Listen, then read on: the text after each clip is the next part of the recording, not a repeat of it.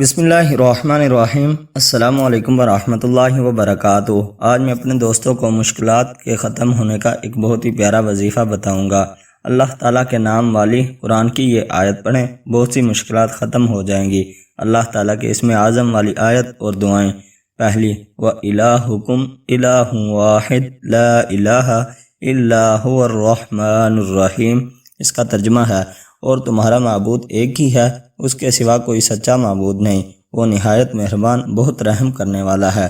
دوسری، الف لام میم، اللہ لا الہ الا هو الحی القیوم۔ اس کا ترجمہ ہے، الف لام میم، وہ اللہ ہے، اس کے سوا کوئی سچا معبود نہیں، زندہ ہے، سب کو سنبھالنے ہوئے ہے۔